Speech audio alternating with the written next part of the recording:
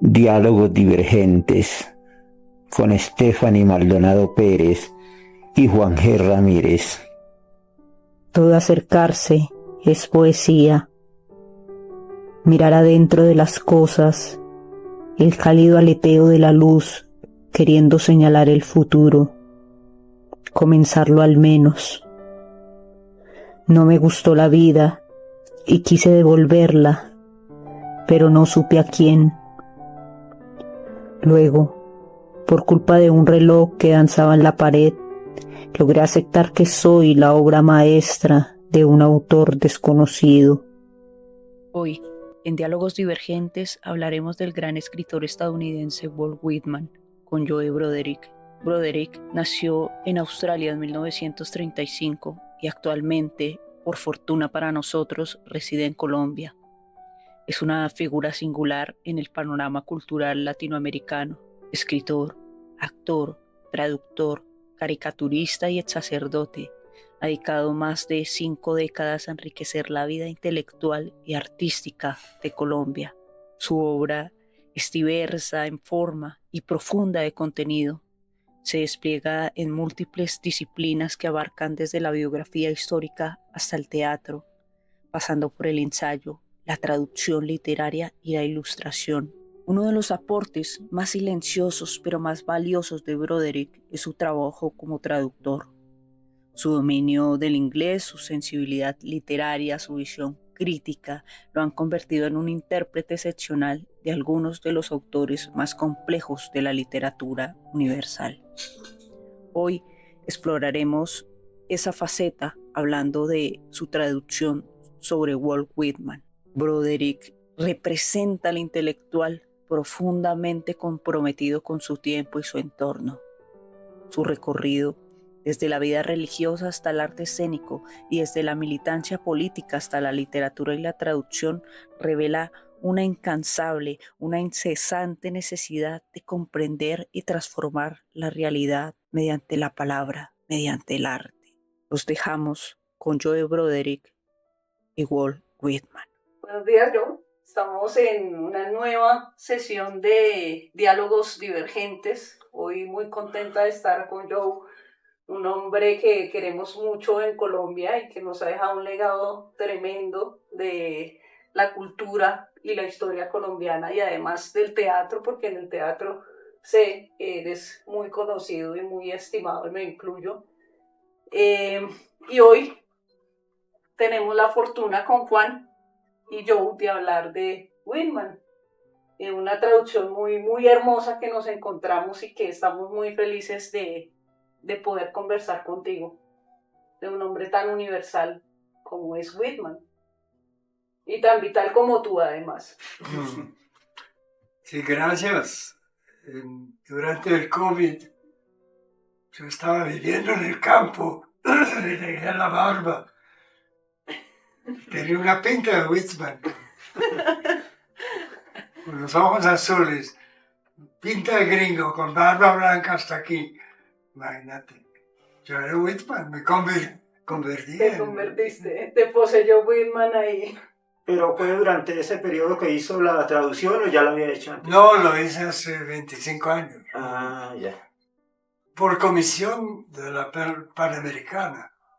Sí. Ellos estaban comenzando una serie de poetas. No creo que hayan continuado con esa serie, pero me pidieron la traducción de Whitman y tuve que pelear con ellos por el título, porque normalmente publican Song of Myself, canto a mí mismo, y no es canto a mí mismo, es la canción de mí mismo, Song of Myself. No sé, él comienza así, me celebro y me canto, ¿no? Pero el título, que puso muchos años después de la primera edición del libro, el título es Song of Myself, la canción de mí mismo. Y el poema 15 de los 52 poemas, porque es un largo poema de 52 pedazos, o sea, párrafos. El 15 es muy largo, donde viaja por todo el país en su imaginación, viendo a la gente trabajando y haciendo sus oficios, y los cantantes cantando, y los trabajadores del campo en los campos trabajando. Y finalmente dice, de todos estos hago la canción de mí mismo, ¿no? Entonces, a partir de ahí decidió que sería el título. Pero el título original del libro era simplemente Hojas de hierba, Leaves of Grass. ¿Y a qué se debe ese problema con la traducción? Porque grandes poetas como León Felipe han Pues seguramente los editores pusieron el título, como suele suceder. Canto a mí mismo. Todo el mundo lo conoció como Canto a mí mismo de Whitman, y no es así. Y no digo canto, sino canción, porque es a song of myself. Uno dice un canto of myself, sino a song, es canción, una canción. Entonces me pareció mejor título y me lo dejaron. Mi traducción es la única que tiene ese título, que es el título más fiel al título de Whitman. Ahora, es el título que inventó muchos años después de la primera edición del libro. La primera edición de Hojas de hierba salió en 1855. Él mismo lo hizo, ¿no? Lo produjo. Pasó como 7 años componiendo la cosa. Y esos Hojas de hierba consiste de 2 partes. La primera parte es lo que iba a llamar después Song of Myself, que es la mayor parte, como 2/3 partes del libro. Y la última parte son una serie de otros poemas. Muchos de ellos quedaron para siempre como principales en su repertorio, ¿no? Él tenía 37 años, sacó el libro sin autor. No aparece el nombre del autor, solo aparece una foto, un daguerrotipo que llaman, de él ahí, con los brazos así en jarra, con una cara como de desafío, con un sombrero como el tuyo, pero puesto a un lado. Él siempre usaba sombrero. Entonces, ese es el personaje, porque él evitaba, en esa edición evitaba definirse, retratarse a sí mismo, porque quería que el yo del poema fuera como el yo universal, ¿no? El yo de la conciencia, el Dios que es Dios, el yo que es Dios realmente, porque está en todas partes y en todas las cosas. Entonces es tan universal que no quería restringirlo a una sola persona. Entonces se borró prácticamente y se presentó como un hombre típico, rústico, del país que quería, entre otras cosas, celebrar, ¿no?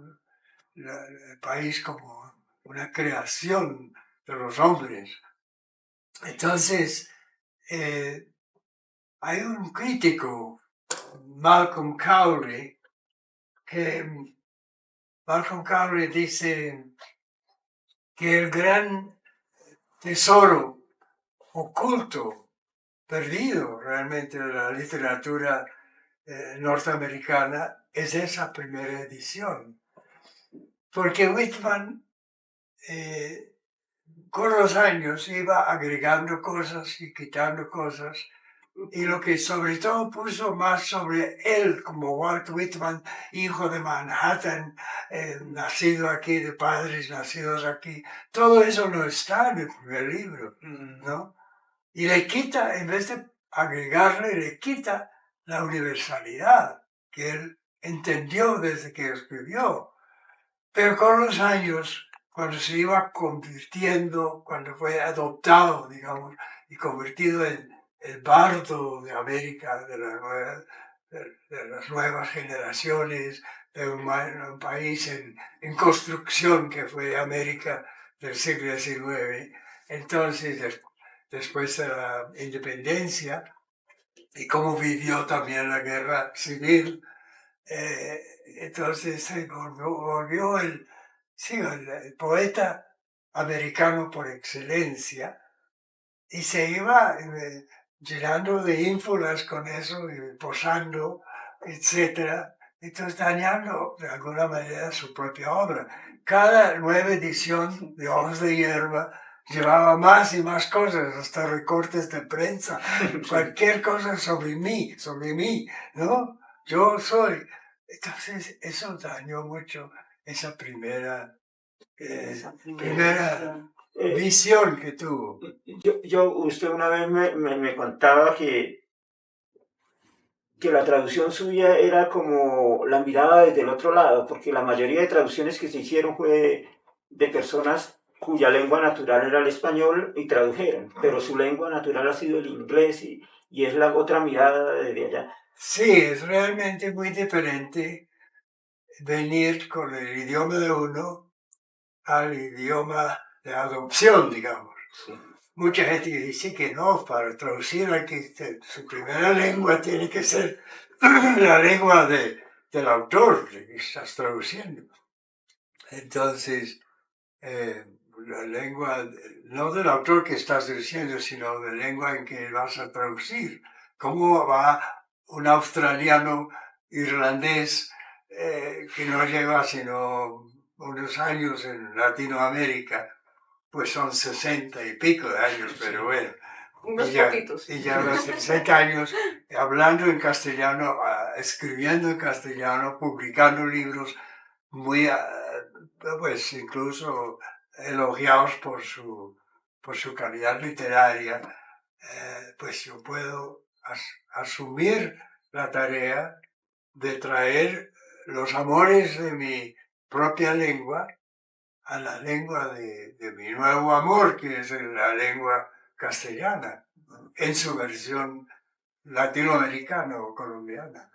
¿Cómo fue ese acercamiento tuyo a Whitman y por qué decidiste meterte ahí de cabeza? Solo porque la Panamericana me pidió la traducción. Yo empecé con Whitman cuando me contrataron en el libro. Entonces eso me obligó a empezar a conocer su obra y su vida y toda su trayectoria. Y es fascinante como personaje, además de que la belleza de su poema. Yo no miré, al traducirlo, no miré ninguna otra traducción. Lo mismo cuando traduzco a otros, como a Shakespeare, por ejemplo, no miro las otras traducciones. Pues en caso de Shakespeare, de pronto las miro y son para mí tan malas, tan lejos de lo que yo siento en Shakespeare que no las quiero ver. Pero con Whitman, como no tenía ningún conocimiento anterior, simplemente empecé con las palabras, ¿no? Por eso con Of Myself, ¿no? Desde el título. Cuando terminé la traducción, miré a dos de las principales anteriores, pero hay muchas en español, además y en todos los otros idiomas del mundo. Y las dos que miré son de León Felipe, el poeta español exiliado en México, y en la traducción de Jorge Luis Borges. Borges es muy fiel a la letra, pero es más pulido que Whitman. Whitman, su lenguaje es rústico, Sí. es como un poco burdo, es como elemental, no es muy refinado. Es más natural, ¿no? Sí, muy coloquial.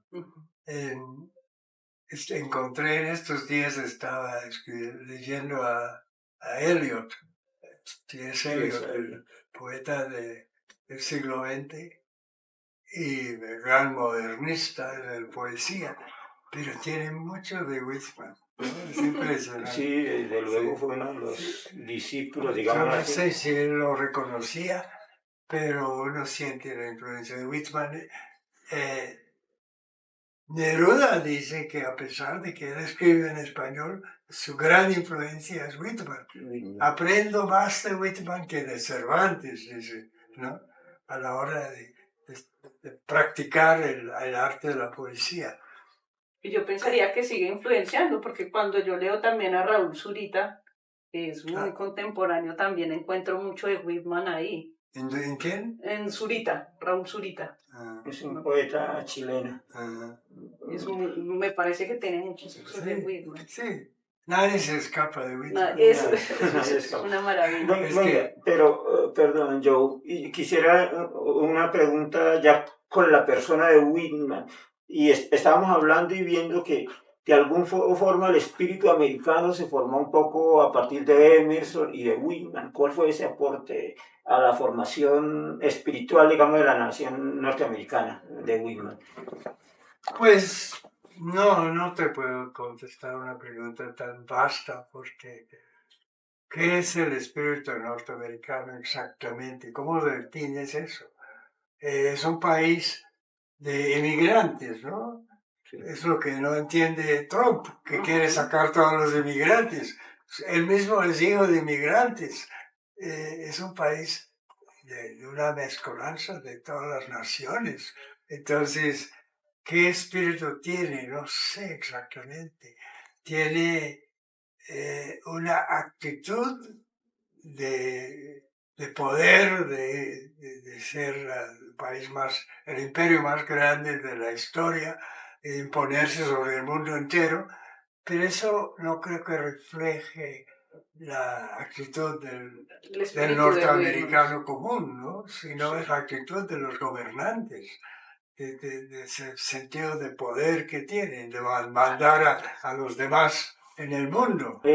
Yo le preguntaba por el espíritu americano y hacía un poco referencia a estos temas que él tomaba como para esa nueva nación, como la democracia, como el hombre nuevo que él llamaba, y que este territorio se prestaba para crear un hombre nuevo, lejos de las religiones tradicionales y todo eso.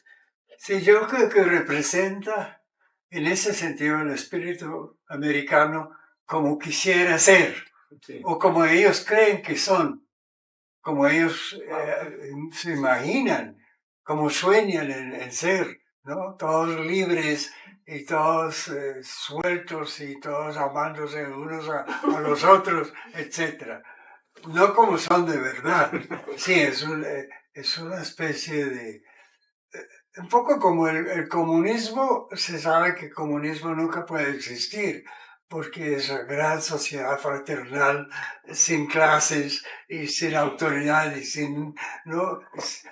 Siempre está por hacer, Una ¿no? utopía. Entonces, ese espíritu americano que él anuncia, que él sueña, que él imagina, no existe, pero debería existir. Y están mucha gente trabajando en eso, para crear esa democracia real, ¿no? Lo que llaman aquí la democracia participativa, ¿no? Pero la democracia realmente no existe en Estados Unidos hasta menos que acá, ¿no? Si es posible. Entonces, sí, es un ideal, es un ideal.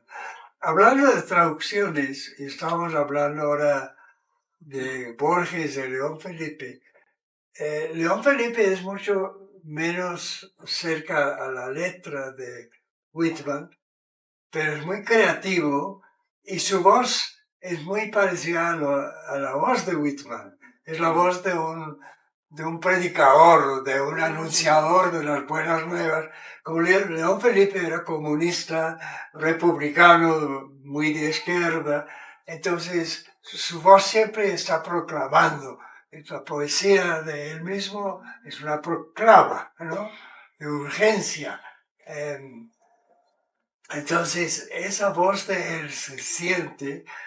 Y en el internet encontré un español lector del poema y lo lee la versión de León Felipe. Y es un español con una voz ronca, se llama Tomás Galindo.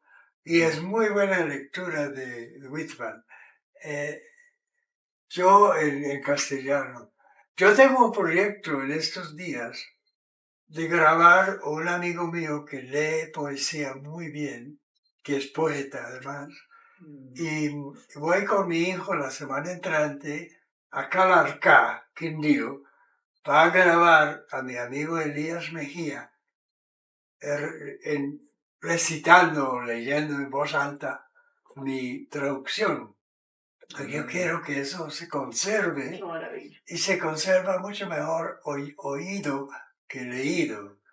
Whitman, yo creo que posiblemente todos los poetas son para oír, ¿no? Pero sobre todo Whitman, porque es esa urgencia de comunicar algo descubierto.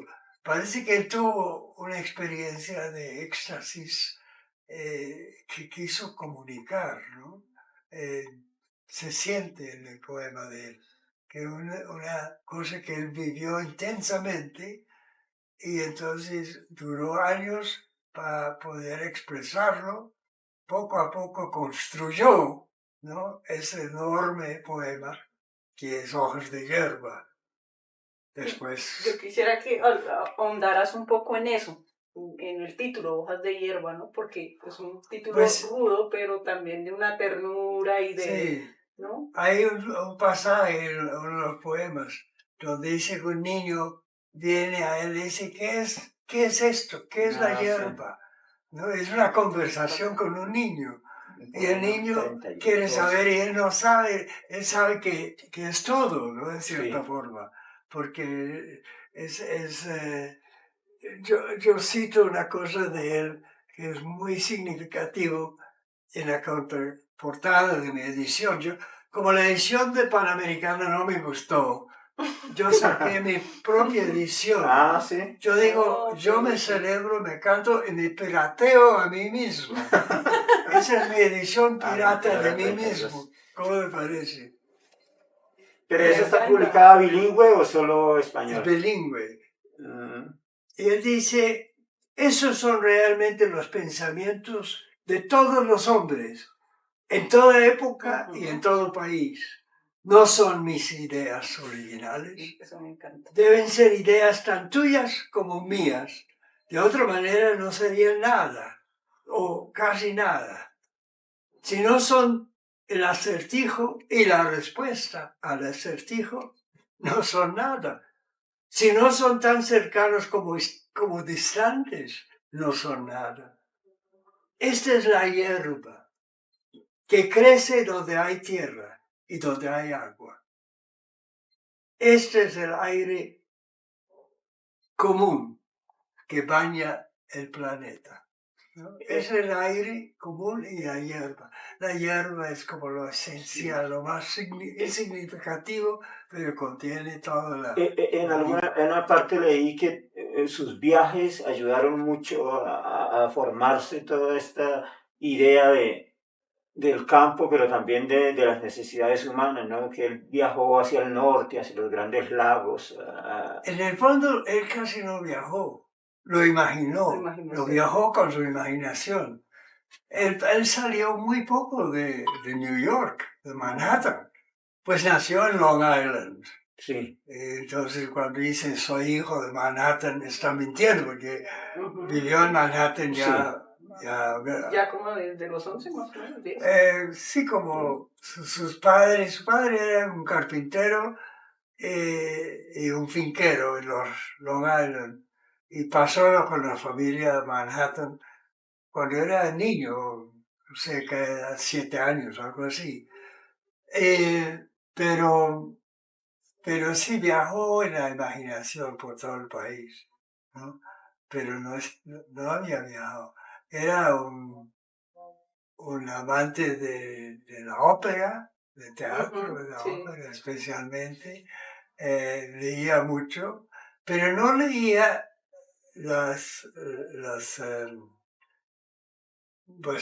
Upanishad y esos libros del Oriente.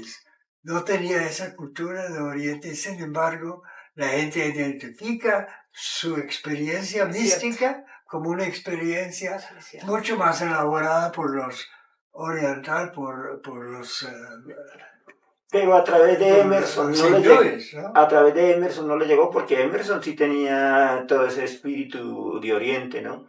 Sí, él cuando sacó su libro, lo sacó sin nombre ni nada, como dije, sin autor, pero él mismo lo hizo la publicidad del libro y escribía reseñas para distintas publicaciones, recomendando el libro con un seudónimo. Eso todavía lo hacen.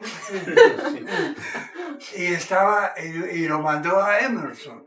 Y lo que realmente lo sacó de la indiferencia fue la respuesta de Emerson, que estaba muy entusiasmado con el descubrimiento del libro. Le agradeció y lo vio como el comienzo de una gran nueva voz en América. Joe, tú acá dices que Whitman es un poeta de largo aliento. Sí. Y eso me causó curiosidad. Pues porque ese poema son 52 poemas, ¿no? Entonces, y es realmente la acumulación que da el efecto final, o sea, cada poema uno puede tomar aparte y encuentra su belleza, su visión, el pedacito de su visión, como el pedazo que leí ahora.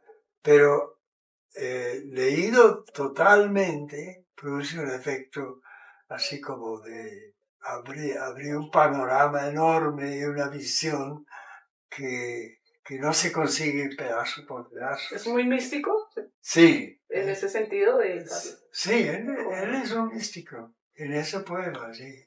Y en otros poemas posteriores también tiene ese elemento de encontrar la esencia de las cosas, una visión de exaltación, ¿no? De exaltación a un estado de éxtasis, algo así. Hay un espíritu de éxtasis en todo de lo mejor que escribió, ¿no? Pero él exaltaba mucho el cuerpo, y esa noche lo hablábamos con Stephanie, que Emerson llamó la carnalidad en Whitman, Sí. Pero él estaba también exaltando mucho el cuerpo, y los También, placeres y los goces sí, del cuerpo, ¿no? Sí, adorando su propio cuerpo, ¿no? Y el Sí. sexo, y cada átomo de mí es admirable y digno de alabanza y tal, y se acuesta con los hombres, muestra también su homosexualidad, su inclinación a amar más a los hombres que a las mujeres sexualmente, pero alaba mucho a la mujer, la madre, etcétera, y la compañera. Sí, es universal, es universal. Sí, a mí me gusta mucho eso de Whitman. Yo creo que las primeras cosas que me conectaron con Whitman es ese tratamiento de igual con la mujer, ¿no? Hablo a hombres y a mujeres, soy Sí, hermano de hombres y mujeres que Sí. aún no han nacido, que ya... Sí, Es hermoso, ¿no? Porque para esa época que había tanto supremacismo y sí, segregacionismo además, ¿no? Y él luchó contra eso también, ¿no? sí, exactamente. Sí, así es. No, hay que leerlo. Yo creo que sí, es para leer, yo digo, como caminando. Él no te deja tranquilo. Hay que como salir al campo y leerlo en voz alta a los árboles. Como un predicador Sí, también sí. un poco. Pero anoche hablamos con Stephanie del exagerado optimismo de Whitman, ¿no? Él lo celebra todo, la naturaleza, la vida, la muerte. Hay un poema precisamente en que dice que la muerte hay que celebrarla. Sí, Sí. sí. No hay demasiado optimismo ahí también. Él evidentemente creía en la reencarnación, ¿no? En eso también se identifica con los orientales, ¿no?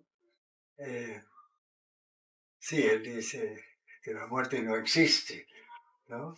Y es incluso mejor que la vida. Sí, él sí lo dice. Porque promete otra vida, más vida, ¿no? Y me gusta mucho al final cuando dice, si todavía me quiere ver, búscame bajo las suelas de tus zapatos. Ahí estoy. ¿No? Sí. Y un amigo mío dijo, eso por eso se llama poesía underground. Subterránea. Bajo las suelas de mis zapatos, ahí estoy, esperándote. ¿No? Entonces está en la hierba. ¿No? Y es muy romántico además, ¿no? Sí, es muy romántico. Lo considero el primer poeta del romántico de América. Es que no es muy fácil, ¿cierto? No son muy dados al, Sí. al romanticismo así Pues era la época del romanticismo en Europa, en Europa. pero él fue la voz romántica. Y aquí tengo justamente una edición que me trajeron hace años de la First Edition, la primera edición. Ahí es comentado por este estudioso Malcolm Cowley, donde habla primero de una buena introducción a las influencias de Whitman y después la edición como salió originalmente. ¿Y aparece el romanticismo como parte de sus influencias? No, No. no. Sus influencias Porque, eran en otros autores. sí, yo sé que él leyó mucho a Shakespeare, a Cervantes lo leyó, Sí, y leyó a Dante y estos grandes autores, y él por eso precisamente se propuso construir como esa epopeya americana, ¿no? A semejanza de los grandes autores sí, que él seguramente. había leído. Pero yo creo que también era esa mirada de él, que estaba dotada de esa ternura y de esa rudeza del campo, ¿no? Porque como tú decías, no fue, digamos, un gran viajero, pues se movilizaba por el tema del periodismo que hizo casi toda su vida, ¿no? Pero creo yo que era el detenerse a mirar las cosas y a sentirlas de otra manera, lo que caracterizaba a Whitman, ¿no? Borges dice en algún lugar que hay mucha intimidad en Whitman. Yo he insistido más en su voz universal, pero es verdad que hay intimidad. ¿Tú la encuentras también? Sí, bueno, yo estuve leyendo un pequeño texto de Borges que se llamaba El otro Whitman, y él allí da un ejemplo de un poema que Whitman le hace a una mujer amada, y es que Whitman siempre hace grandes enumeraciones, digamos, de la ciudad, y en este poema él dice, recorrí la ciudad, y años después solo recuerda a esa mujer que amó, no recuerda los edificios, no recuerda el gentío, no recuerda el bullicio de la ciudad, no recuerda los edificios, recuerda a esa mujer que amó. Entonces Borges dice que ese es un Whitman íntimo, que se olvida de la grandilocuencia y se centra en algo personal, algo íntimo. Sí, Entonces, sí. a mí me parece maravillosa esa parte. Sí, yo encuentro también eso, porque yo estoy a punto de ser el director, digamos, de la leída en voz alta de mi amigo el poeta Elías Mejía en Calarcá, que es un magnífico lector. Y él va a contar conmigo para insinuarle las entonaciones y tal. Yo le digo que mantenga una voz en ascendente, no en declinante, una voz siempre positiva en la lectura. Pero no todo es prédica, porque hay pedacitos muy conversacionales, cuando habla con los niños sobre la hierba, Sí. por ejemplo. Hay muchas cosas filosóficas donde uno siente que está rumiando las cuestiones más profundas. Entonces ya no es una proclama, sino un pensamiento interior. Hay el amor por su compañero al lado en la cama, o por con lo que leía, los abrazos y las caricias. Hay mucha intimidad, como dices tú, y como dijo Borges. Entonces, eh, el problema de una lectura, la lectura que existe en Internet, de Tomás Galindo, en español, con la voz muy de tipo de León Felipe, tenía una voz ronca y cuando recitaba sus poemas. Es muy lindo, pero es un poco parejo, es la misma tonalidad siempre. Hay mucha variedad, como tiene que haber en un poema tan largo como es Hojas de hierba. Yo quería también como... Acá tengo ese fragmento del niño que le pregunta a Whitman qué es la hierba, ¿no? Y es un fragmento que a mí me conmueve mucho porque termina con algo que irónicamente no hemos entendido hoy como humanidad y curiosamente los estadounidenses, como tú lo decías, no lo han entendido, ¿no? Es cuando estamos en pleno auge y crisis de las políticas con los inmigrantes y de todo este segregacionismo, ¿no? Entonces también quería que termináramos un poco con ese fragmento, si nos haces el honor también. Un niño dijo, ¿qué es la hierba? Trayéndomela a manos llenas. ¿Cómo contestar? Ignoro la respuesta, tanto como el niño. Supongo que debe ser la bandera de mi actitud, tejida de esperanzada materia verde. O tal vez es el pañuelo del Señor, un don perfumado, un talismán dejado ahí adrede, con el nombre del portador escondido en algún rincón, para que lo veamos y alguien diga, ¿de quién es? Adivino que la hierba puede ser también un niño, un pequeño bebé producido por la vegetación. O adivino que es un jeroglífico uniforme y lo que quiere decir es broto por igual en áreas anchas y estrechas. Crezco entre gente negra lo mismo que entre gente blanca. And now it seems to me the beautiful uncut hair of graves. Tenderly will I use your curling grass. It may be you transpire from the breasts of young men. Y ahora me antojo el hermoso cabello despelucado de las tumbas. Te voy a usar con ternura, hierba encrespada. Puede ser que transpires de los pechos de hombres jóvenes. Puede ser que de haberlos conocido los habría amado. Puede que sea de gente anciana y de retoños arrancados demasiado pronto del regazo de sus madres.